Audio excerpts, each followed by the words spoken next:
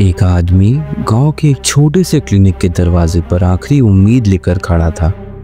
उसके मुंह से एक ऐसी बात निकली, इसे सुनकर डॉक्टर शिवेंद्र के पैरों तले जमीन खिसक गई। डॉक्टर साहब, मैं गर्भवती हूँ। वो आदमी रमेश था, 30 साल का, पीला पड़ा था, आंखों में घबराहट, आवाज में कंपन। कह रहा था कि उसके अंदर कुछ पल रहा है। डॉक्टर शिवेंद्र ने पहली बार किसी मर्द का अल्ट्रासाउंड किया। स्क्रीन पे एक धुंधला सा इंसानी साया था, लेकिन उसके हाथ पैर टेढ़े मेढ़े, जैसे किसी दूसरे दुनिया का प्राणी उसमें समा गया हो। डॉक्टर ने फाइल देखी, डीएनए रिपोर्ट पढ़ी और बस एक शब्द निकला, हे भगवान। वो चीज़, वो शरीर आधा इंसान था और आधा कुछ और उसकी धड़कन जैसे दो अलग अलग प्राणियों के दिल एक साथ धड़क रहे हो। डॉक्टर कुछ समझ नहीं पाया।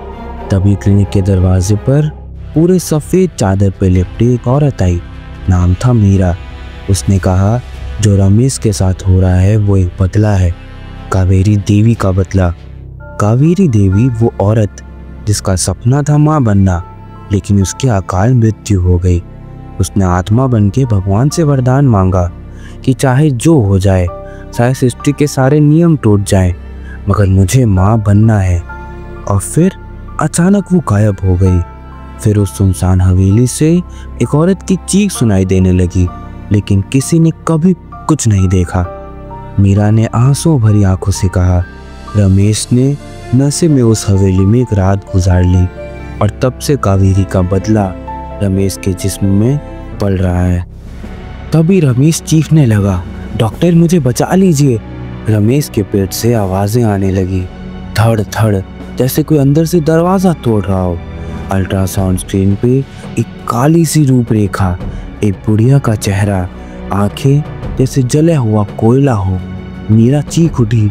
डॉक्टर के हाथ से इंजेक्शन गिर गया। रमेश के जिस्म में एक दरार सी पड़ गई। ये इंसान नहीं है, डॉक्टर ने थर्राते हुए कहा। फिर रमेश की आंखें खुल गई और उसकी मुस्कुराहट में अब रमेश नहीं, कोई और था।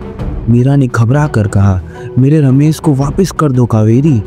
पर इसका रमेश पर कोई असर नहीं हुआ। उसकी आंखें लाल, उसकी उंगलियां जैसे राख से भरी हों। अब खेल शुरू होगा, कावेरी ने कहा। और फिर क्लिनिक के दरवाजे अपने आप जोर से बंद खुलने लगे। रूम में ठंडी हवा चलने लगी। रमेश की आवाज़ दो भागों में बंटने लगी, एक रमेश की, दूसरी एक औरत की। मीरा ने हनुमान चालीसा पढ़ना शुरू किया। रमेश का जिस्म कांपने लगा और तब एक तेज चीख, एक काला धुआं, और कावेरी रमेश के जिस्म से बाहर निकलने लगी। रमेश बेहोश पड़ा था, उसका पेट वापस नॉर्मल हो गया। फिर रमेश ने आंखें खोली और रोते हुए बस इतना कहा, डॉक्टर मुझे बाप बनना है, माँ नहीं। रमेश के सर से अब कावेरी का साया हमेशा के लिए जा चुका था।